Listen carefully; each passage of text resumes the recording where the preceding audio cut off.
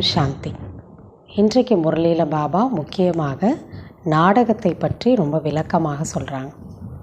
எந்த ஒரு துக்கமும் கவலையும் படாமல் யார் இருக்க முடியும் அப்படின்னா பாபா சொல்கிறாங்க, யார் இந்த நாடகத்தினுடைய படைப்பினுடைய முதல் இடை கடையினுடைய ரகசியத்தை நல்லா புரிஞ்சுருக்காங்களோ, நாடகத்தை நல்லா புரிஞ்சுக்கிறாங்களோ, அவங்க எந்த துக்கமும் அடையாமல் இருக்க முடியும்னு சொல்கிறாரு. அதுக்காக தான் பாபா சொல்கிறாங்க, எந்த ஒரு ஆத்மாவினுடைய பாகம் எப்படி இருக்கோ அது நாடகத்தில் துல்லியமாக இருக்குது. ஒரு ஆத்மா ஒரு உடலில் இருக்கிறாங்க அப்படின்னா அவங்களுக்கு எந்த நடிப்பு இருக்கின்றதோ அதை நடிக்கிறாங்க. எந்த டைம் வருதோ அந்த நடிப்பு முடிஞ்சிச்சோ இன்னொரு உடலுக்கு போயிடுறாங்க. இதெல்லாம் புரிந்து கொண்டவர்கள் எதற்காகவுமே அவங்க அழமாட்டார்கள், கோபப்படவும் மாட்டார்கள். அப்புறம் பாபா சொல்கிறாங்க, இந்த நாடகமானது முதலும் முடிவும் இல்லாத நாடகம். ஒன்று சொல்கிறாரு, முதலும் முடிவும் இல்லை. இது எப்போ ஆரம்பித்தது எப்போ முடியும் அப்படின்னு சொல்ல முடியாது. அப்படி இந்த நாடகம் முதலும் முடிவும் இல்லாமல் நடந்து கொண்டே இருக்குது. அப்போ நம்ம இதிலிருந்து விலகிறதுக்கான ஒரு விஷயமே இல்லை. நம்ம என்ன நடிக்கிறோமோ அதை நடித்து தான் ஆகணும். அதை சந்தோஷமாக நம்ம நடிக்கணும். இரண்டாவது பாபா சொல்கிறாங்க, இந்த நாடகம் 5000 வருஷத்துக்கு ஒரு தடவை மீண்டும் மீண்டும் அதே போல் ரிப்பீட் ஆகும். இதில் எதையுமே மாற்ற முடியாது, எதையுமே மைனஸும் பண்ண முடியாது, எதையுமே நம்ம ப்ளஸ்ஸும் பண்ண முடியாது. இதை சேர்த்துக்கலான்னு சொல்ல முடியாது, இதில் இதை அழிச்சிடலான்னு சொல்ல முடியாது. எப்படி அந்த சினிமாவில் கூட பாபா சொல்கிறாங்க, ரீலெல்லாம் இருக்கும், 12 ரீலு 20 ரீலுன்னு. அதை திரும்ப திரும்ப போட்டால் ஆரம்பத்துலேருந்து கடைசி வரைக்கும் அதே ரீல் தான் ஓடும். எல்லா காட்சியும் அதே போல் தான் இருக்கும். ஏன்னா ஏற்கனவே அதில் பதிவாக இருக்குது, ரெக்கார்ட் ஆகிருக்கு. அதே போல் தான் 5000 வருஷத்துக்கு ஒரு தடவை ஒவ்வொரு ஆத்மாக்குள்ளேயும் என்ன ரெக்கார்ட் ஆகிருக்கோ அது அப்படியே நடக்கும். அதே போல் என்ன காட்சிகள்லாம் நாடகத்தில் இருக்கோ அது அதே போல் அப்படியே துல்லியமாக நடக்கும். இதை எதையுமே மாற்ற முடியாது. அந்த ரீலாவது பழசாயிடும், ஆனால் இது பழசெல்லாம் ஆகாது. இது உண்மையான நாடகம்னு சொல்கிறேன். அதனால தான் பாபா சொல்கிறாங்க, இப்போ நீங்கள் 5000 வருஷத்துக்கு ஒரு தடவை ஒரு சின்ன ஒரு இங்கேருந்து அங்கே கொசு பறந்தால் கூட அதே நேரத்தில் திரும்ப அதே தான் நடக்கும், அது கூட மாறாதுங்கிற அவ்வளோ துல்லியமான அக்யூரேட்டான நாடகம். ஆனால் நம்ம அதை ஏற்றுக்கொள்ளணும். 5000 வருஷத்துக்கு ஒரு தடவை இதே தான் ரிப்பீட் ஆகுங்கிறத அதை ஏற்றுக்கொள்ளணும். அதனால் நீங்கள் துக்கப்படாமல் இருக்கலாங்கிற. மேலும் பாபா சொல்கிறாங்க, இந்த நாடகம் ஏற்கனவே ரெக்கார்ட் ஆகிருக்கு. சிறிய ஆத்மாக்குள்ளே 84 பிறவியினுடைய ஒவ்வொரு நொடியினுடைய நடிப்பும் இதுக்குள்ளே பதிவாயிருக்கு. அப்போ நம்ம புதுசாக இது இப்படி இருந்திருக்கலாம், இது நடக்காமல் இருந்திருக்கலாம், நான் இப்படி செய்யாமல் இருந்திருக்கலாம், இல்லை அவங்க இப்படி இல்லாமல் இருந்திருக்கலாம், நடக்காமல் இருந்திருக்கலாம், எதுவுமே நம்ம கரெக்ஷன் கொடுக்க முடியாது. எப்படி ட்ராமா இருக்கோ அதை அப்படியே நம்ம அக்யூரேட்டாக புரிந்து கொண்டு ஏற்றுக்கொள்ளணும். அதுக்கு தான் பாபா சாட்சியாக இருந்து பாருங்கள்னு சொல்கிறாரு. எது எப்படி இருக்கணுமோ அதெல்லாம் ஏற்கனவே நடக்கணுமோ ஏற்கனவே அதெல்லாம் ரெக்கார்ட் ஆகிருக்கும் ஒவ்வொரு ஆத்மாக்குள்ளேயும் அவங்கவுங்களுடைய நடிப்பு.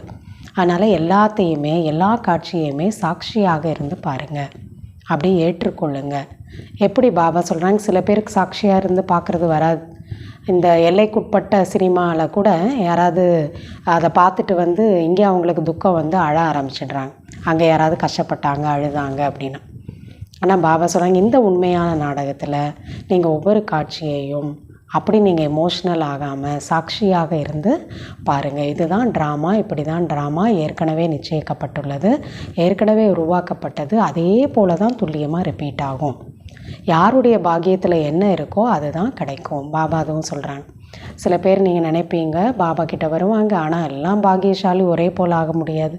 ரொம்ப குறைவாக படிக்கிறவங்களும் இருக்காங்க, நல்லா படிக்கிறவங்களும் இருக்காங்க. அவங்களோட அதிர்ஷ்டம் அவ்வளோதான். நாடகத்தில் அவங்களுக்கு அப்படி தான்.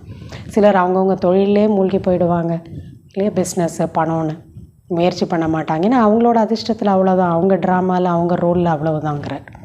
அதனால் அது எல்லாமே புரிஞ்சுக்கோங்க. முயற்சி கூட போன கல்பத்தில் 5000 வருஷத்துக்கு முன்னாடி யார் எவ்வளவு செஞ்சாங்களோ அவ்வளவு தான் இப்போயும் புருஷார்த்தம் பண்ணுவாங்க. இவங்களுக்கு நிறைய டைம் இருக்கே, நல்லா முயற்சி பண்ணலாமே, நல்லா சேவை பண்ணலாமே நினைக்க முடியாது. அவங்களுடைய ஆத்மாவில் என்ன நடிப்பு இருக்கோ அது அப்படியே துல்லியமாக நடிப்பாங்க. ஏற்றுக்கொள்ளுங்க. இவங்களுக்கு இந்த பதவி தான், இவ்வளோ முயற்சி தான், கல்பம் முன்னாடி இவ்வளோ தான் பண்ணாங்க. அப்படி எல்லாத்தையுமே நாடகமாக பார்க்க வேண்டும். பாபா இப்போ சொல்கிறாங்க, எந்த துக்கமும் இல்லாமல் நீங்கள் இருக்க முடியும். ஆத்மா எவ்வளோ அதிசயமான ஒரு பொருள், அதுக்குள்ளே எவ்வளவு துல்லியமாக 84 பிறவியோட பாட்டு சின்ன ஆத்மாவில் நிரம்பி இருக்குங்கிறார். பாபா சொல்கிறாங்க, இதெல்லாம் நீங்கள் யாருக்கு வேணாலும் புரிய வைங்க. கண் இல்லாதவர்கள், ஊமையானவர்கள், காது கேட்காதவங்க, வேஷியர்கள், எல்லாருக்கும் பாபாவோட ஆஸ்தி எடுத்துக்கிறதுக்கு உரிமை இருக்குங்கிறார். கண் இல்லாட்டி என்ன, காது மூலமாக ஞானத்தை கேட்டு புரிஞ்சுக்கலாம். காது கேட்காட்டி என்ன, கண் மூலமாக சித்திரத்தை பார்த்து ஞானத்தை புரிஞ்சுக்கலாம், சைகை பாஷையில் புரிஞ்சுக்கலாம். இப்படி பாபா பலவிதமாக எல்லாருக்குமே நீங்கள் பாபாவோட செய்தியை, ஞானத்தை சொல்லணுங்கிறத சொல்கிறார் பாபா. அவங்களும் அவங்க பாக்கியத்தை உருவாக்கிக்கணும். கடைசியில் ஒரு பாபாவை தவிர யாருடைய நினைவும் உங்களுக்கு வரக்கூடாது. அப்படி உங்களோட முயற்சி இருக்கணும். ஒரே ரசனையினுடைய நிலை இருக்கணும். இது கடைசியில் உங்களுக்கு உருவாகுங்கிறார். எந்த ஒரு துக்கமும் இல்லாமல் எப்பொழுதுமே நீங்கள் புன்சிரிப்போடு இருக்கணும். அதுக்கு இந்த ஞானத்தை, இந்த நாடகத்தை நல்ல முறையில் நீங்கள் புரிந்து கொள்ள வேண்டும்னு சொல்கிறார். வாங்க பாபா சொல்லக்கூடிய முழுமையான முறையை கேட்கலாம். ஓம் சாந்தி. 2/2/2024 காலை முரளி. பாப்தாதா மதுபன். இனிமையான குழந்தைகளே, உயர்ந்த பதவியை அடைவதற்காக தந்தை உங்களுக்கு என்ன கற்பிக்கின்றாரோ அதை அப்படியே மீறாமல் கடைபிடியுங்கள். சதா ஸ்ரீமத் படி நடந்து கொண்டே இருங்கள். கேள்வி: எப்பொழுது துக்கமடையாமல் இருப்பதற்கு எந்த ஒரு விஷயத்தை நல்ல முறையில் சிந்தனை செய்ய வேண்டும்? பதில்: ஒவ்வொரு ஆத்மாவும் எந்த ஒரு பாகத்தை நடிக்கின்றனரோ அது நாடகத்தில் துல்லியமாக பதிவாகியுள்ளது.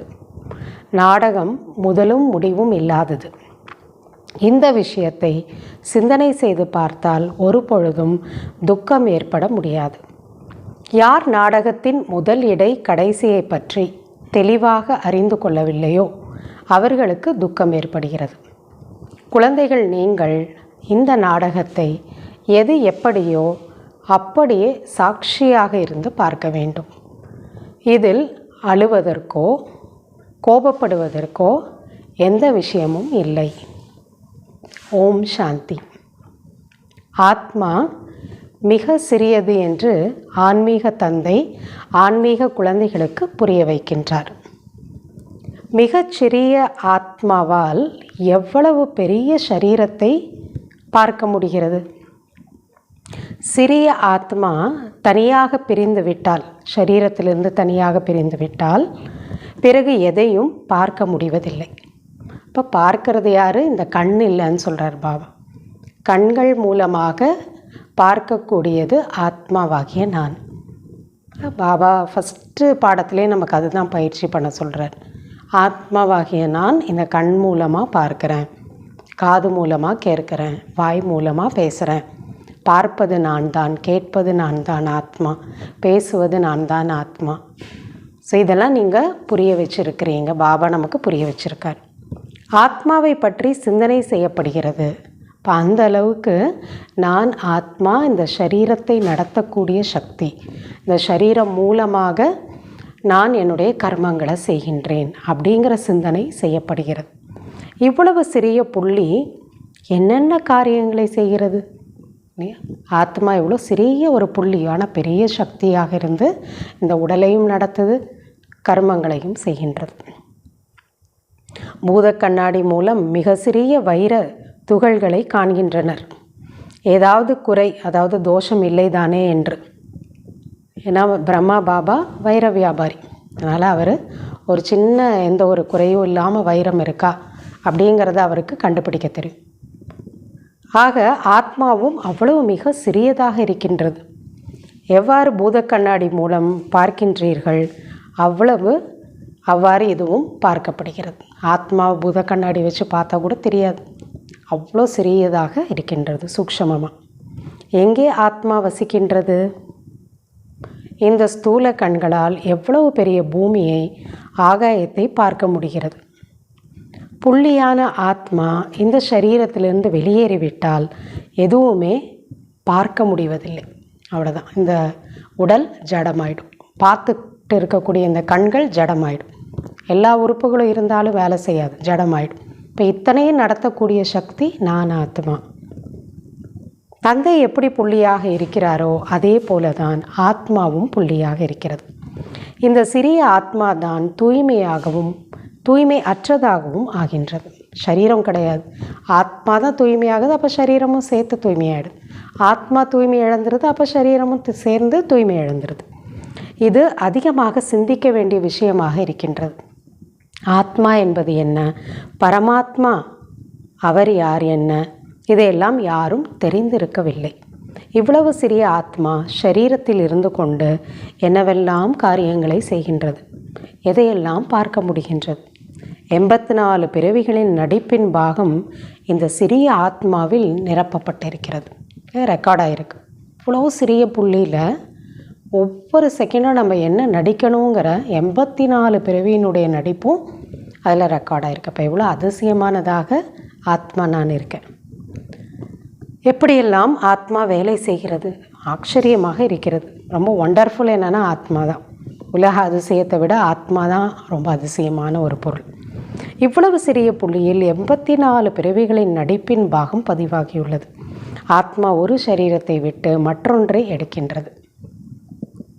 நேரு இறந்தார், கிறிஸ்து இறந்து விட்டார், ஆத்மாவானது வெளியேறிவிட்டால் பிறகு சரீரமும் ஜடமாகிவிடுகிறது, இறந்து விடுகிறது. யாரெல்லாம் இறந்துட்டாங்கன்னு சொல்கிறோமோ அந்த ஆத்மா அந்த உடலை விட்டு பிரிஞ்சுட்டாங்க. அப்போ அந்த சரீரங்கிறது என்ன ஆகிடுதுன்னா வேலைக்கு இல்லை, உதவாததாக மாறிடுது. எவ்வளவு பெரிய சரீரம், எவ்வளவு சிறிய ஆத்மா, இவ்வளோ பெரிய உடலை நடத்தக்கூடியது எவ்வளோ சிறிய சக்தியாக இருக்கக்கூடிய ஆத்மா நான். இதெல்லாம் புரிந்து கொள்ள வேண்டும்.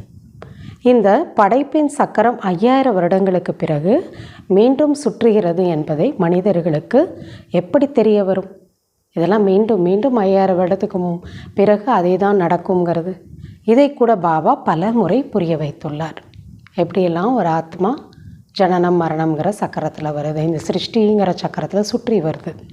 ஒருவர் இறந்து விட்டார் என்பது ஒன்றும் புதிய விஷயம் அல்ல. அவருடைய ஆத்மா சரீரத்திலிருந்து வெளியேறி வேறொன்றை எடுத்துள்ளது. மரணம்னா அதுதான். ஒரு உடலை விட்டுட்டாங்க அப்படின்னா மரணம், இன்னொரு உடலை எடுத்துட்டாங்கன்னா அதுக்கு பேர் ஜனனம். 5000 வருடங்களுக்கு முன்பும் கூட இந்த பெயர் உருவத்திலிருந்து இதே சமயத்தில் வெளியாகி இருந்தது. இப்போ என்ன நடந்ததோ இந்த சிருஷ்டி திரும்ப ரிப்பீட் ஆகுது, ஆத்மாவினுடைய பாகமும் அதில் ரிப்பீட் ஆகுது. எந்த செகண்டு எந்த ஆத்மா ஒரு உடலை விட்டு பிரிஞ்சுதோ 5000 வருஷத்துக்கு அப்புறமும் அந்த நடிப்பில், அந்த நேரத்தில், அந்த செகண்டில் அந்த ஆத்மா அதே போல் சரீரத்தை விட்டு பிரியும். ஒரு சரீரத்தை விட்டு மற்றொரு சரீரத்தில் பிரவேசிக்கிறோம் என்பது ஆத்மாவுக்கு தெரிகிறது. ஆத்மா சரீரத்தை விட்டுருச்சுன்னா ஆத்மாவுக்கு எல்லாமே உணர முடியும். இப்பொழுது சிவ ஜெயந்தியை கொண்டாடுகிறீர்கள். 5000 வருடங்களுக்கு முன்பும் கூட சிவ ஜெயந்தி கொண்டாடப்பட்டது. எல்லாமே இதே போல தான். ஒவ்வொரு 5000 வருடங்களுக்கு பிறகும் வைரத்திற்கு சமமான சிவ ஜெயந்தி கொண்டாடப்பட்டு கொண்டே வருகிறது. இது திரும்ப திரும்ப இதே போல் ரிப்பீட் ஆகும். இவையெல்லாம் சரியான விஷயங்களாக இருக்கின்றது. இதை எப்படி மற்றவர்களுக்கு புரிய வைப்பது என்று சிந்தனை செய்ய வேண்டியுள்ளது. 5000 வருஷத்துக்கு ஒரு தடவை மீண்டும் மீண்டும் நடக்குதுங்கிறத எப்படி மற்றவர்களுக்கு புரிய வைக்கிறது, இதெல்லாம் சிந்திக்கணும். இந்த விழா நடந்து கொண்டே வந்துள்ளது. இது ஒன்றும் புதிய விஷயம் அல்ல என்று நீங்கள் கூறுகிறீர்கள். எதுவுமே புதுசு கிடையாது, நத்திங் நியூ. சிவ ஜெயந்தி கொண்டாடுறதும் புதுசு கிடையாது. வரலாறு மீண்டும் திரும்ப நடக்கிறது. இந்த உலகத்தோட ஹிஸ்ட்ரி ரிப்பீட் ஆகுது. யார் 5000 வருடங்களுக்கு பிறகு நடிக்க வேண்டியதில்லோ அவர்கள் தன் சரீரத்தை முன்பு போலவே எடுக்கிறார்கள். 5000 வருஷத்துக்கு பிறகு யாரெல்லாம் எந்த டைமில் என்ன நடிப்பெல்லாம் நடிக்கணுமோ அதெல்லாம் மீண்டும் அதே போல் உடலை எடுத்து நடிப்பாங்க. ஒரு பெயர், உருவம், தேசம், காலம் இவற்றை விட்டு மற்றொன்றை எடுக்கிறார்கள். ஆத்மா ஒரு உடலை எடுத்துருச்சுன்னா இவ்வளோ காலம் இருக்கும். அதுக்கப்புறம் என்ன ஆகிடுது, உடலை மாற்றினோன்னா வேறு இடத்துக்கு, வேறு பேரில், வேறு உருவத்தில், வேறு அம்மா அப்பா கிட்ட போயிடுது. இதன் மீது விரிவாக சிந்தனை செலுத்தி அதை எழுதினீர்கள் என்றால் மனிதர்கள் ஆச்சரியப்படுவார்கள். குழந்தைகளிடம் நாம் கேட்கிறோம் அல்லவா, முன்பு என்னை சந்தித்து தூண்டதா பாபா கேட்கிறாரே, ஏற்கனவே நீங்கள் என்னை பார்த்துருக்கீங்களா, சந்திச்சிருக்கிறீங்களா என்று இந்த சிறிய ஆத்மாவிடம்தான் கேட்க வேண்டியதாக உள்ளது. பரமாத்மா யாரை பற்றி கேட்குறாரு? ஆத்மாவை பார்த்து தான் கேட்குறாரு. ஏற்கனவே நீங்கள் என்ன சந்திச்சிருக்கிறீங்களா அப்படின்னா நம்ம ஆமான்னு சொல்லணும். ஏன்னா 5000 வருஷத்துக்கு முன்னாடி அதே உடலில் அதே நேரத்தில் பாபாவை சந்திச்சிருக்கோம். நீங்கள் இந்த பெயர் உருவத்தில் முன்பு எப்பொழுதாவது சந்தித்துள்ளீர்களா? ஆத்மா தான் இதெல்லாம் கேட்டு புரிந்து கொள்கிறது. நிறைய குழந்தைகள் பதில் கூறுகிறார்கள், ஆம் பாபா, கல்பத்திற்கு முன் நாம் சந்தித்துள்ளோம். 5000 வருஷத்துக்கு முன்னாடி இதே போல் உங்களை சந்தித்தோம். முழு நாடகத்தின் பாகமும் புத்தியில் பதிவாகி உள்ளது. அவர்கள் எல்லைக்குட்பட்ட நாடகத்தின் நடிகர்கள். இது எல்லைக்கு அப்பாற்பட்ட நாடகம். இந்த நாடகம் மிக சரியானதுன்னா ரொம்ப துல்லியமாக நடக்கக்கூடியது இந்த நாடகம். 5000 வருஷத்துக்கு முன்னாடி என்னெல்லாம் ஆனதோ அதெல்லாம் தான் அப்படியே எப்பயும் ஆகும். எதுவுமே மாறாது, முன்ன பின்ன ஆகாது, அக்யூரேட்டாக இருக்குது. எவ்வித வேறுபாடும் இருக்கவே முடியாது. உலகத்தில் காண்பிக்கப்படும் சினிமா, அது பயோஸ்கோப், எல்லைக்குட்பட்டது. இயந்திரத்தினால் ஓட்டப்படுகிறது. அப்படின்னா அது ஒரு மெஷின் வச்சு என்ன பண்ணுவாங்க, ரோலெல்லாம் வச்சு அதை அடுத்தடுத்த காட்சியை ஓட்டுவாங்க. சினிமா அப்படியே அந்த டேப்பில் ரோல் ஆகிட்டே இருக்கும். இந்த நாடகம் தானாகவே இயற்கையாக நடிக்கக்கூடியது. இது தானாகவே நடக்கக்கூடியதுன்னு சொல்கிறேன். 2, 4 என்று ரீல்கள் இருக்கலாம். அதுதான் மீண்டும் மீண்டும் சுற்றுகிறது. ஒரு சினிமாவில் அந்த ரீல் மாதிரி அந்த ரோல் பண்ணி வச்சுருப்பாங்க. அடுத்தடுத்த ரீல், இத்தனை ரீல் இந்த சினிமாக்குன்னு சொல்லுவாங்க. மீண்டும் மீண்டும் அதே தான் முதல்லேருந்து கடைசி வரைக்கும் ஓடும். திரும்ப போட்டிங்கன்னா அதே தான் முதல்லேருந்து முடிவு வரைக்கும் வரும். இது முதலும் முடிவும் இல்லாத அழிவற்ற ஒரே ஒரு எல்லை இல்லாத நாடகம். இங்கேயும் அதுதான் நடக்குது. அதே போல் இதில் இவ்வளவு சிறிய ஆத்மா நடிப்பை நடிக்கிறது. பிறகு வேறு ஒரு சரீரத்தை சென்று அங்கு நடிப்பை தொடர்கிறது. ஒரு உடலை விட்டு இன்னொரு உடல். 84 பிறவிகளுக்கான எவ்வளவு பெரிய ஒரு படச்சுருள், அதாவது அந்த ரீல் என்று இருக்கக்கூடும். எப்படி அந்த சினிமாவோட ரீல் 12 ரீல் 20 ரீல்னு சொல்கிறாங்க. அதே போல் ஆத்மா 84 பிறவிகளோட ரீலும் இருக்கணும். அப்படின்னா அது ரெக்கார்ட் ஆகிருக்குன்னா எவ்வளோ நீளமானதாக இருக்கணும். ஆனால் எவ்வளோ சிறிய ஆத்மாவில் அது எப்படி ரெக்கார்ட் ஆகிருக்கு, அதிசயமாக இருக்குது. இதெல்லாம் இயற்கையானது. இதெல்லாம் யாரும் செய்ய முடியாது. இயற்கையாக உருவாக்கி இருக்கிறது. யாருடைய புத்தியிலும் இதெல்லாம் புரியாது. இது ஏற்கனவே பதிவு செய்யப்பட்ட கேசட்டாக இருக்கின்றது. ஏற்கனவே அந்த கேசட்டில் என்னெல்லாம் ரெக்கார்ட் ஆகிருக்கோ அந்த கேசட்டை போட்டால் அந்த நடிப்பெல்லாம் வெளிப்படும். அதே போல் தான் ஆத்மாக்குள்ளே எல்லாம் ரெக்கார்ட் ஆகிருக்கு. சரீரம் எடுத்துருச்சுன்னா அப்படியே அந்த நடிப்பில் என்ன இருக்கோ அதெல்லாம் ஆக்ஷனாக வரும். மிகப்பெரிய அதிசயமாக இருக்கின்றது. இப்போ ஆத்மா தான் மிகப்பெரிய அதிசயமான ஒரு பொருள். 84 லட்ச பிறவிகள் என்பது இருக்கவே முடியாது. 84 பிறவிகள் தான் இருக்கின்றது. 84 பிறவி சக்கரம். இதன் அறிமுகத்தை எப்படியெல்லாம் மற்றவர்களுக்கு தர வேண்டும்? செய்தியாளர்களுக்கு புரிய வைத்து விட்டால் செய்தித்தாள்களில் இதெல்லாம் போட்டு விடுவார்கள். பத்திரிகைகளிலும் கூட அவ்வப்பொழுது போட முடியும். News paper, magazine. நாம் இந்த சங்கம யுகத்தின் விஷயத்தை தான் பேசி கொண்டிருக்கின்றோம். சத்தியுகத்தில் இந்த விஷயமே இருக்காது. ஏன்னா அங்கே யாரும் இதெல்லாம் நினைக்கவே மாட்டாங்க. பாபா சொல்கிறாங்க, தற்பொழுதுள்ள விலங்குகளை மீண்டும் 5000 வருடங்களுக்கு பிறகு காணலாம். சிலதெல்லாம் கலியுகத்தில் இருக்கிறது, சத்தியுகத்தில் வராது. 5000 வருஷத்துக்கு அப்புறம் கலியுகத்தில் தான் பார்க்கணும். பாபா சொல்கிறதே தேள், பாம்பு, பல்லி இதெல்லாம் அங்கே வராது. இதே போல தான் அதெல்லாமே நடக்கும். எந்த வித்தியாசமும் இருக்காது. இவை அனைத்தும் நாடகத்தில் பதிவாகியுள்ளது. சத்தியுகத்தில் விலங்குகளும் கூட மிக அழகாக இருக்கும். இந்த முழு உலகத்தினுடைய வரலாறும் திரும்ப அப்படியே நடக்கும். இவ்வாறு நாடகத்தின் படத்தினுடைய பதிவு ஏற்பட்டிருக்கிறது. ஒன்று பறந்து சென்றால் அது திரும்பவும் அதே போல் நடக்கும். அதே வருஷத்தில், அதே டேட்டில், அதே ஒரு டைமில் அப்படி கிராஸ் பண்ணி போச்சுன்னா அதே போல் நடக்கும். அந்தளவுக்கு அக்யூரேட்டாக இருக்குங்கிற. இவ்வாறு இந்த சின்ன சின்ன விஷயங்களை பற்றி இப்பொழுது நாம் கற்றுக்கொள்கின்றோம். ஆனால் இதெல்லாம் அதிகமாக சிந்திக்க வேண்டிய அவசியம் இல்லை. முதலாவதாக தந்தை கூறுகிறார், நான் ஒவ்வொரு கல்பத்திலும் சங்கம யுகத்தில் பாக்கியசாலி ரதத்தில் தான் வருகின்றேன். பிரம்மாவோட சரீரத்தில் எவ்வளோ சிறிய புள்ளியாக ஆத்மா இருக்கிறது, எவ்வாறு வருகிறது என்று நீங்கள் இப்பொழுது புரிந்து கொண்டீர்கள். அவரை ஞானக்கடல் என்று அழைக்கின்றோம். இந்த விஷயங்கள் எல்லாம் குழந்தைகள், உங்களில் யார் புத்திசாலியாக இருக்கின்றார்களோ அவர்கள்தான் இதெல்லாம் புரிந்து கொள்ள முடியும். ஒவ்வொரு 5000 வருடங்களுக்கு பிறகும் நான் வருகின்றேன். இந்த படிப்பு எவ்வளவு மதிப்பு நிறைந்ததாக இருக்கின்றது. தந்தையிடம்தான் மிக சரியான ஞானம் என்பது இருக்கின்றது. அதைத்தான் குழந்தைகளுக்கு கற்றுத்தருகிறார். உங்களிடம் யாரேனும் கேட்டால் நீங்கள் சத்தியுகத்தின் ஆயுள் காலத்தை எவ்வளவு சொல்வீர்கள்? இல்லை, நீங்கள் தான் கரெக்டாக அதெல்லாம் சொல்ல முடியுங்கிற பாபா சொல்கிறாங்க. சத்தியுகத்தின் ஆயுள் காலம் எவ்வளவு இருக்குது? 1250 வருஷம். ஏன்னா அவங்க அது லட்சக்கணக்கான வருஷம்னு சொல்லிட்டாங்க. இதெல்லாம் தவறானதாக இருக்குது. நீங்கள் தான் புரிய வைக்கலாம். ஒவ்வொரு பிறவியின் ஆயுட்காலமும் 150 வருடங்கள். சத்தியுகத்தில் எத்தனை பாகத்தை ஆத்மா நடிக்கிறது? புத்தியில் முழு சக்கரமும் இப்பொழுது சுற்றுகிறது. நாம் 84 பிறவிகளை எடுக்கிறோம். முழு படைப்புமே இது போல சக்கரத்தில் சுற்றி கொண்டே இருக்கின்றது. இது முதலும் முடிவும் இல்லாத, அழிவில்லாத, ஏற்கனவே உருவாக்கப்பட்ட நாடகமாக இருக்கின்றது. பாருங்கள், எவ்வளோ விஷயம் இருக்குது நாடகத்தில். முதலும் முடிவும் இல்லை, ஆதி அந்த இல்லை. இன்னொரு அழியாத நாடகம். எப்பயுமே இது இதே போல் நடந்துக்கிட்டே இருக்கும். இன்னொன்று, ஏற்கனவே இதெல்லாமே நிச்சயிக்கப்பட்ட நாடகம். இப்போ தான் கிடையாது பதிவாகுதுன்னு. ஏற்கனவே உள்ள பதிவாயிருக்கிறது நடக்குது. இப்போ ஏற்கனவே இதெல்லாம் ஃபிக்ஸடான ட்ராமா, உருவாக்கப்பட்ட, ஏற்கனவே அமைக்கப்பட்டு வச்சுருக்கிற ட்ராமா. இப்படிப்பட்ட நாடகத்தை நம்ம புரிஞ்சுக்கணுங்கிற. இதில் புதியதாக எதையுமே சேர்க்க முடியாது. ஏதாவது ஆட் பண்ண முடியும்னா முடியாது. ஏதாவது மைனஸ் பண்ண முடியும். இந்த மாதிரி ஒரு காட்சி வேண்டாம் எனக்கு அப்படின்னா அதை மைனஸும் பண்ண முடியாது, ப்ளஸ்ஸும் பண்ண முடியாது. நடக்க முடியாத ஒன்றை யோசிக்க வேண்டாம் என்று பாடப்படுகிறது. என்னவெல்லாம் நடக்கின்றதோ அவை நாடகத்தில் அடங்கியுள்ளது. இதெல்லாம் நடக்காமல் இருந்திருக்கலாம் அப்படின்னு கூட நினைக்க முடியாது. எதெல்லாம் இருக்கோ அதெல்லாம் நடந்திருக்கும். அதனால தான் பாபா சொல்கிறாங்க, என்னெல்லாம் நடக்கிறதோ அதெல்லாம் ட்ராமாவில் இருக்குது. சாட்சியாக இருந்து பார்க்க வேண்டியது அவ்வளவுதான். பாபா சொல்கிறாங்க, இதெல்லாம் சில காட்சி பிடிக்கலைன்னா இது ஏன் நடக்குதோ, இதெல்லாம் இல்லாமல் நடக்காமல் இருந்தால் நல்லா இருந்திருக்கும். அப்படி இல்லை, சாட்சியாக இருந்து பாருங்கள், எது நடக்கணுமோ நடக்குதுங்கிற. இந்த உலகாயுத நாடகத்தில் வருகின்ற ஒவ்வொரு காட்சியையும் பார்த்து பலவீனமான மனமுடையவர்கள் அழ ஆரம்பித்து விடுகிறார்கள் இல்லையா? யாரெல்லாம் சினிமா பார்த்து அழுகிறாங்க இல்லையா? சில பேர் யார் ஹீரோ செத்துட்டாங்க இல்லை கஷ்டப்படுறாங்கன்னா இவங்களுக்கு அழுக வந்துடுச்சு அதை பார்த்து.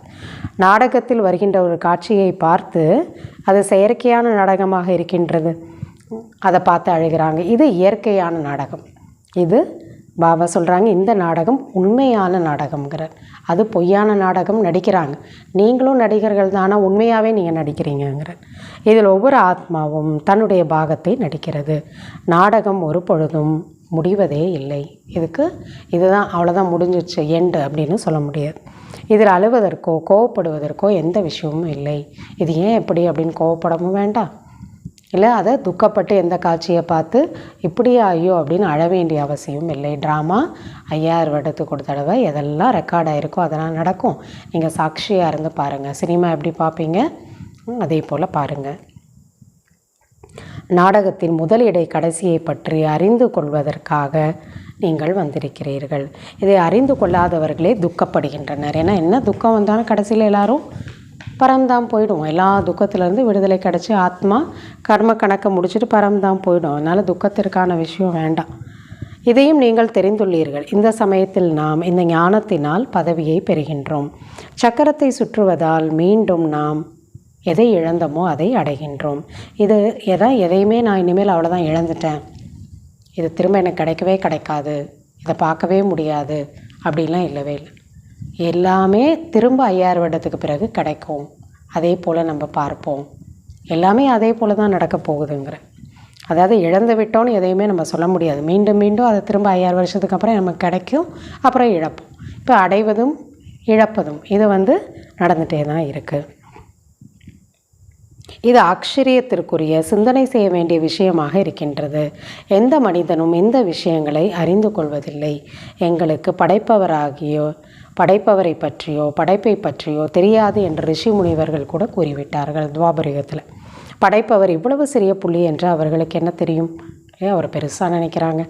அவர் புதிய படைப்பை படைக்கக்கூடியவர். குழந்தைகள் உங்களுக்கு கற்பிக்கக்கூடிய ஞானக்கடலாக இருக்கக்கூடியவர். இந்த விஷயங்களை குழந்தைகள் நீங்கள் தான் புரிய வைக்கிறீர்கள். எங்களுக்கு தெரியாது என்று ஒரு பொழுதும் கூற மாட்டீர்கள். அவங்கள மாதிரி நம்ம அப்படி சொல்ல முடியாது, தெரியாது. தந்தை இந்த சமயத்தில் அனைத்தையும் நமக்கு புரிய வைக்கிறார். நீங்கள் எந்த ஒரு விஷயத்திற்காகவும் துக்கமடைய வேண்டிய அவசியமே இல்லை. எதுக்குமே நீங்கள் கவலைப்படணும்னு அவசியமே இல்லைங்கிற. எப்பொழுதும் புன்சிரிப்போடு இருக்க வேண்டும். ட்ராமாவை பற்றி தெரிஞ்சிட்டிங்க, நாடகத்தை பற்றினா துக்கமடையவே மாட்டீங்க, எப்பயும் சந்தோஷமாக இருக்கலாங்கிற. இந்த நாடகத்தின் பதிவு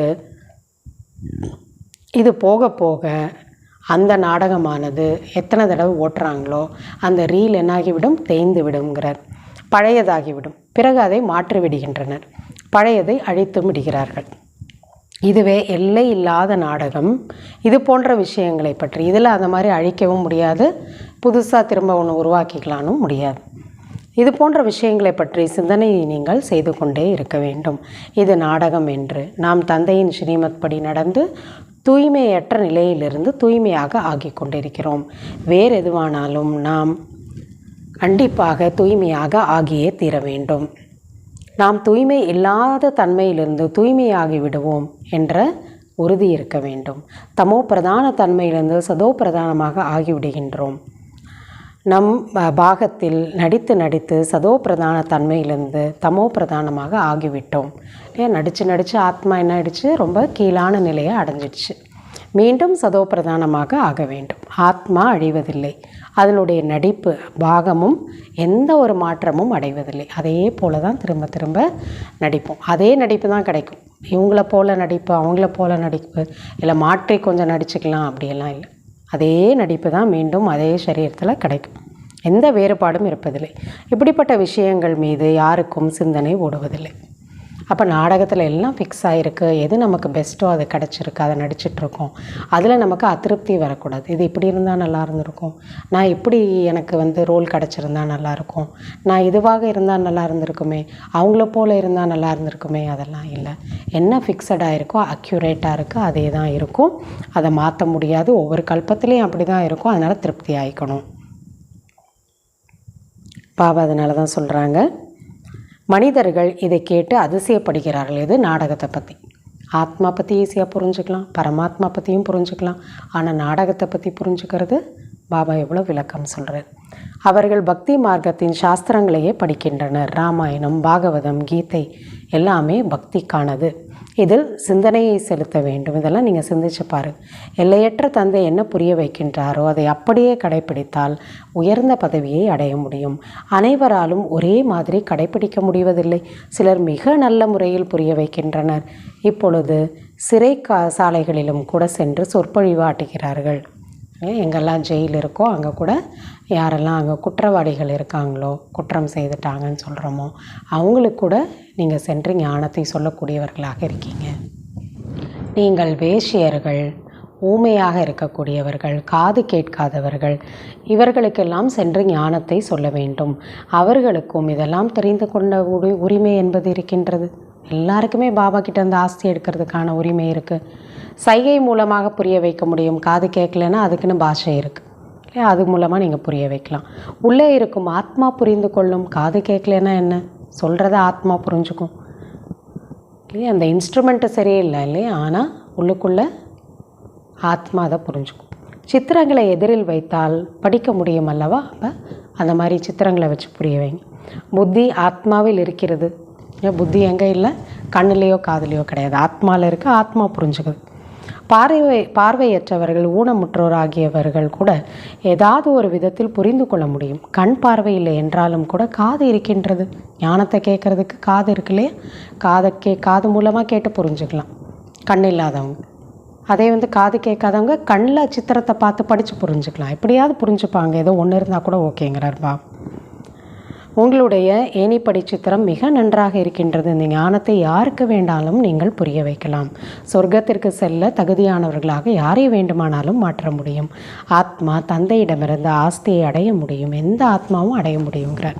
சொர்க்கத்திற்கு செல்ல முடியும். மனித உறுப்புகள் ஊனமடைந்து விட்டன. அங்கே ஊனமுற்றவர்களே இருப்பதில்லை சத்தியுகத்தில். அங்கே ஆத்மா சரீரம் இரண்டுமே தங்கம் போல ஆகிவிடும். இயற்கையும் தங்கமாக, அதாவது சாத்வீகமாக இருக்கும். புதிய பொருட்கள் நிச்சயமாக சதோ பிரதானமாக இருக்கும். இதுவும் நாடகத்தில் உருவாக்கப்பட்டுள்ளது. அங்கெல்லாம் ஃபஸ்ட் கிளாஸாக இருக்கும். ஒரு நொடி போல் இன்னொரு நொடி இருக்காது, மாறிக்கிட்டே தான் இருக்கும். மாற்றத்துக்கு உட்பட்டது தான் நாடகம். ஏதாவது ஒரு வேறுபாடு இருந்து கொண்டே தான் இருக்கும். இப்படிப்பட்ட நாடகத்தை எப்படி இருக்கின்றதோ அதை அப்படியே சாட்சியாக இருந்து பார்க்க வேண்டும். இதில் கரெக்ஷன்லாம் கொடுக்கக்கூடாது. இது இப்படி இருந்தால் நல்லா இருந்திருக்கும், அப்படி நடந்தால் நல்லா இருந்திருக்கும் அப்படின்லாம் வேண்டாம். சாட்சியாக இருந்து பாருங்கள். ஏன் கரெக்ஷன் கொடுக்குறோம், திருப்தி இல்லாமல் அதிருப்தி ஆகிடும். இது இப்படி இருந்தால் தான் நல்லா, அப்படி நடந்திருந்தா, இப்படி நடக்காமல் இருந்தால். ஆனால் பாபா சொல்கிறாங்க அக்யூரேட்டாக நாடகம் இருக்குது. சாட்சியாக இருந்து ஒவ்வொரு காட்சியும் பாருங்கள். இந்த ஞானம் நமக்கு இப்பொழுது இருக்கின்றது, பிறகு எப்பொழுதும் கிடைக்காது. இதற்கு முன் இந்த ஞானம் இல்லை, பக்தியில் இல்லை. இதை ஆரம்பமும் முடிவும் இல்லாத அழிவற்ற ஏற்கனவே உருவாக்கப்பட்ட நாடகம் என்று கூறப்படுகிறது. இதை நல்ல முறையில் புரிந்து கடைப்பிடித்து மற்றவர்களுக்கும் புரிய வைக்க வேண்டும். முதலும் முடிவும் இல்லாத ஒரு பொருள் இருக்குன்னா ஆத்மா இருக்குது, பரமாத்மா இருக்குது, நாடகமும் அப்படி தான் இருக்குது. இதுக்கு எப்போ ஆரம்பிச்சதுன்னு சொல்ல முடியாது, எப்போ முடியும்னு சொல்ல முடியாது. ஆரம்பமும் முடிவும் இல்லாத நாடகம், அதே போல் அழியாத நாடகம், எப்பொழுதுமே தொடர்ந்து நடந்து கொண்டே இருக்கும். அழியாத நாடகம், ஏற்கனவே உருவாக்கப்பட்ட நாடகம், இப்போ தான் எல்லாம் நடந்துகிட்ருக்கு அப்படி கிடையாது. ஏற்கனவே ரெக்கார்டானது வெளியே ஆக்ஷனாக வருது. இப்போ எவ்வளோ அதிசயமான நாடகம். பிராமணர்கள் நீங்கள் தான் இந்த ஞானத்தை அறிந்திருக்கிறீர்கள். இது சக்தி அளிக்கக்கூடிய ஒரு மருந்தாக இருக்கின்றது. இது ஞானம். நல்ல பொருட்களுக்கு மகிமை என்பது இருக்கின்றது. புதிய உலகம் எவ்வாறு ஸ்தாபனை ஆகிறது, ராஜ்யம் மீண்டும் எப்படி உருவாகும், இதெல்லாம் வரிசை கிரமமாக தான் புரிந்து கொள்வார்கள். யார் தெரிந்து கொள்கிறார்களோ அவர்கள் மற்றவர்களுக்கு புரிய வைக்க வேண்டும். ஒவ்வொருவருக்கும் தனித்தனியான நடிப்பு இருக்கின்றது. ட்ராமாவில் பாகம் தனித்தனியாக இருக்குது. எல்லாரோட நடிப்பும் ஒரே போல் இருக்காது. யாருடைய புத்தியில் பதிந்துள்ளதோ சிந்தனை என்ற கடலை யார் கடைகிறார்களோ அவர்கள் மற்றவர்களுக்கு புரிய வைப்பார்கள். இல்லையா? சிந்தனை பண்ணாமல் புரிஞ்சுக்கவும் முடியாது, புரிய வைக்கவும் முடியாது. உங்களுடைய இந்த படிப்பால் நீங்கள் தேவதையாக ஆகின்றீர்கள். நீங்கள் அனைவருக்கும் புரிய வையுங்கள். நீங்கள் ஆத்மா என்று. ஆத்மா தான் பரமாத்மாவை நினைவு செய்கிறது. அனைவருக்கும் புரிய வையுங்கள். ஆத்மாக்கள் அனைவருமே நாம் சகோதரர்கள், இறைவன் ஒருவர் தான் என்ற ஒரு பழைய ஒரு முதுமொழி கூட இருக்குது. மற்றபடி மனிதர்கள் அனைவரிடமும் ஆத்மா என்பது இருக்கின்றது. சரீரத்தில் ஆத்மா தானே இருக்குது. எல்லா ஆத்மாக்களுக்கும் பாரலோகிக தந்தை ஒருவர் தான். யார் உறுதியான நிச்சய புத்தி இருக்கின்றவர்களோ அவர்கள் நிலை எப்பொழுதுமே மாறாது. அரைகுறையாக இருக்கக்கூடியவர்கள் மாறிவிடுவார்கள். சர்வவியாபி என்ற ஞானத்தின் மீது எவ்வளவு விவாதங்கள் செய்கிறார்கள். கடவுள் எல்லா இடத்துலையும் எல்லாருக்குள்ளே இருக்காருன்னு பேசுகிறாங்க. அவர்கள் கூட அந்த ஞானத்தில் உறுதியாக இருக்கின்றனர். அவங்க என்ன சொல்கிறாங்களோ அதுக்கு 1000 ப்ரூஃப் சொல்கிறாங்க. அதில் இவங்க எவ்வளோ ஸ்ட்ராங்காக இருக்காங்க. அப்போ உண்மையை சொல்கிறதுக்கு நீங்கள் எவ்வளோ ஸ்ட்ராங்காக இருக்கணுங்கிறார் பாபா. அப்போ அந்தளவுக்கு நம்பிக்கை இருக்கணுங்கிறார். நமக்கு இந்த ஞானத்தில் அந்தளவு நம்பிக்கை இருக்கின்றதா? இருப்பதில்லை சிலருக்குன்னு சொல்கிறார் பாபா. இல்லையா? அவங்க எத்தனை ஸ்ட்ராங்காக இருக்காங்க, அவங்க என்ன நினைக்கிறாங்களோ நம்புகிறாங்களோ அதில். அவர்களிடம் தேவதா தர்மத்தை எவ்வாறு எடுத்துரைக்க முடியும்? அவங்களுக்கு புரியாது. ஆதி சனாதன தேவி தேவதா தர்மம் மறைந்து விட்டது. நம்முடைய ஆதி சனாதன தேவி தேவதா தர்மம் தான் தூய்மையான இல்லற மார்க்கமாக இருந்தது என்று குழந்தைகள் உங்களுக்கு தெரியும். இப்பொழுது தூய்மையற்றதாக மாறிவிட்டது. யார் பூஜைக்கு தகுதியானவர்களாக இருந்தார்களோ அவர்களே பூஜாரியாக ஆகிவிட்டார்கள். நிறைய கருத்துகள் மனப்பாடமாகிவிட்டால் புரிய வைத்து கொண்டே இருக்க முடியும். அந்த அளவுக்கு உள்ளுக்குள்ளே சிந்தனை பண்ணும். இந்த சிருஷ்டி சக்கரம் எப்படி சுட்டுகிறது என்பதை தந்தை புரிய வைக்கின்றார். பிறகு நீங்கள் மற்றவர்களுக்கு புரிய வையுங்கள். இல்லை, இந்த சிருஷ்டி சக்கரம் மீண்டும் மீண்டும் ரிப்பீட் ஆகுது. இதை கரெக்டாக மற்றவங்களுக்கு புரிய வைக்கணுங்கிறார். உங்களை தவிர வேறு யாருக்குமே இதெல்லாம் தெரியாது. உங்களில் கூட சிலர் வரிசை கிரமமாக இருக்கிறார்கள். பாபா கூட கருத்துக்களை திரும்ப திரும்ப கூற வேண்டியதாக உள்ளது. ஒரே விஷயத்தை பாயிண்ட்டை பாபா எப்படியெல்லாம் திரும்ப திரும்ப வேறு வேறு விதமாக நமக்கு புரிய வைக்கிறார். ஏனெனில் புது புது குழந்தைகள் வருகின்றனர். இப்போ எல்லாருக்கும் சொல்லணும் இல்லையா? ஆரம்பத்தில் எப்படி ஸ்தாபனை ஆகியது என்று உங்களிடம் கேட்பார்கள். அப்பொழுது நீங்களும் திரும்ப கூற வேண்டியதான் இருக்கிறது. நீங்கள் மிகவும் பிஸியாக இருப்பீர்கள். சித்திரங்கள் மூலமாக புரிய வைக்க முடியும். ஆனால் ஞானத்தின் தாரணை அனைவருக்கும் ஒரே மாதிரியாக இருக்க முடியாது. இல்லையா? ஒரே போல் புரிஞ்சுக்கிறது வித்தியாசம் இருக்குது. இதற்கு ஞானம் தேவை, நினைவு தேவை, தாரணையும் மிக நன்றாக இருக்க வேண்டும். ஞானமும் நல்லா இருக்கணும். பாபா சொல்கிறாங்க யோகாவும் நல்லா இருக்கணும். அதே போல் தாரணை சக்தியும் நல்லா இருக்கணும். சதோ பிரதானமாவதற்கு தந்தையின் நினைவு மிக அவசியம் இருக்க வேண்டும். சில குழந்தைகள் தன்னுடைய தொழிலை செய்து கொண்டே இருக்கிறார்கள். நேரமில்லை என்று கூறுகிறார்கள். தொழிலில் மாட்டிக்கொள்கின்றார்கள். கொஞ்சம் கூட முயற்சி செய்வதே இல்லை. பணம் சம்பாதிக்கிறதுலே பிஸி ஆகிடுறாங்க. இது கூட நாடகத்தில் பதிவாகியுள்ளது. அவங்க அதிர்ஷ்டம் அவ்வளவுதான். அது கூட நாடகத்தில் ஃபிக்ஸ் ஆகிருக்குங்கிறது. கல்பத்திற்கு முன் எந்த அளவுக்கு முயற்சி செய்தார்களோ அதே அளவு தான் இப்பொழுதும் செய்வார்கள். யாரையாவது பார்த்து இவங்க ஞானத்துக்கு வரமாட்டேங்கிறாங்கன்னு சொல்ல முடியாது. வரணுன்ட்டு இருக்கவங்க வருவாங்க. அவங்க பாக்கியத்தில் இல்லைன்னா வரமாட்டாங்க. இவங்க ஃப்ரீயாக தானே இருக்காங்க, நிறைய சேவை பண்ணலாமே, நல்ல புருஷார்த்தம் பண்ணலாமே நினைக்கலாம். ஆனால் பாபா சொல்கிறாங்க அவங்களுக்கு எவ்வளோ இருக்கோ நாடகத்தில் அவ்வளோதான் அவங்க செய்வாங்க. புருஷார்த்தமோ இல்லை சேவையோ எல்லாமே நாடகத்தில் அப்படி எல்லாம் ரெக்கார்ட் ஆகிருக்குங்கிறார். கல்பத்திற்கு முன் எந்தளவு முயற்சி செய்தார்களோ அதே அளவுதான் இப்பொழுதும் செய்வார்கள். பிற்காலத்தில் நீங்கள் ஒன்றாக சகோதர சகோதரிகளாக இருந்து சேவை செய்ய வேண்டும். அஷரீரியாக வந்தீர்கள், அஷரீரியாக செல்ல வேண்டும். உடல் இல்லாமல் வந்தீங்க, உடல் இல்லாமல் போகணும். கடைசி காலத்தில் யாருடைய நினைவும் வரக்கூடாது. ஒரு பாபாவை தவிர யாரையும் நினைக்கக்கூடாது. இப்பொழுது யாருமே திரும்ப செல்ல முடியாது தூய்மையாகாத வரைக்கும். எதுவரை விநாசமாகவில்லையோ சொர்க்கத்திற்கு எப்படி செல்ல முடியும்? இல்லை என்றால் சூக்ஷ்மவதனம் செல்வீர்கள், மீண்டும் இல்லை என்றால் பிறவி எடுப்பீர்கள். சரீரம் விட்டால் ஒன்று மேலே போகணும் சூக்ஷ்மவதனத்துக்கு, இல்லைன்னா இங்கே இன்னொரு பிறவி எடுக்கணும். மீதமுள்ள அதாவது கொஞ்சம் காலம் என்ன இருக்கோ, குறைந்த பேர் முயற்சி செய்து கொண்டே இருப்பார்கள். எல்லாரும் பிரம்மா பாபா இப்போ எப்படி வத்தனத்துக்கு போயிட்டார், சில பேர் தாதிகள் அட்வான்ஸ் பார்ட்டிக்கு போயிருக்காங்க, அடுத்த பிறவிக்கு போயிருக்காங்க, சேவை பண்ணுறாங்க. யாருக்கு என்ன பார்ட்டோ அது போல் இருப்பாங்க. யார் இன்னொரு பிறவிக்கு போய்விட்டார்களோ அவர்களும் வளர்ந்த பிறகு வந்து புரிந்து கொள்வார்கள். திரும்ப ஞானத்துக்கு வருவாங்க, வந்து பாபா கிட்ட புரிஞ்சுப்பாங்க. இது கூட ஞானத்தில் ரெக்கார்டாகி உள்ளது, பதிவாகி இருக்கின்றது. இதெல்லாம் இப்படி நடக்குங்கிறார். உங்களுடைய ஸ்திதியானது ஒரே ரசனையில், அதாவது ஏக்ரஸாக இருக்கும் மனநிலை இருக்க வேண்டும். இந்த ஒரு மனநிலை கடைசியில் தான் ஏற்படும். ஏக்ரஸ் நிலைங்கிறது கடைசியில் வருங்கிறார். எழுதுவதால் மட்டும் நினைவு ஏற்படும் என்பது கிடையாது. பிறகு நாம் லைப்ரரி எல்லாம் இவ்வளவு புத்தகங்கள் எதற்காக வைத்திருக்கின்றோம் இல்லையா? அடிக்கடி போய் உட்காந்து படிக்கணுங்கிறார். ஒரு தடவை கேட்டோம் எழுதிட்டோன்னா அவ்வளோதான், எல்லாமே நம்ம உள்ளுக்குள்ளே போயிடணும்னு சொல்ல முடியாது. எல்லாத்தையுமே திரும்ப திரும்ப நம்ம படிக்கணுங்கிற. டாக்டர்கள், வக்கீல் முதலியானோர் நிறைய புத்தகங்களை வைத்துள்ளனர். அவங்களாம் லைப்ரரியை வச்சுருப்பாங்க. அட்வொகேட்னால் அவங்களுக்கு தனியாக, டாக்டர்ஸ்னால் வச்சுருப்பாங்க. படிக்கின்றனர். மனிதர்களை வக்கீலாக மாற்றுகின்றனர். ஆத்மாக்களாகிய நீங்கள் ஆத்மாக்களுக்கு வக்கீலாக இருக்கின்றீர்கள். மற்றவங்களுக்கு படிப்பை சொல்லி கொடுத்து ஒரு ஆத்மா இன்னொரு ஆத்மாவை வக்கீலாக மாற்றுறாங்க. ஆத்மாக்களுக்கு கற்பிக்கிறார்கள். அது உடல் பற்றிய படிப்பு, சம்பாதிக்கிறதுக்காக. இது ஆன்மீக படிப்பு. இந்த ஆன்மீக படிப்பு 21 பிறவிகளுக்கு மறந்து போவதே இல்லை, அப்படியே சம்ஸ்காரமாக வருது. அது அடுத்த பிறவிக்கு போனால் எவ்வளோ வக்கீலாக படிச்சிருந்தாலும் டாக்டருக்கு படித்தாலும் எல்லாமே மறந்து போயிடும். திரும்ப ஏபிசியிலேருந்து தான் படிக்கணும். மாயாவின் உலகில் நிறைய மறந்து விடுகிறது, தவறுகள் ஏற்படுகிறது. இந்த காரணத்தினால் சகித்து கொள்ள வேண்டியுள்ளது.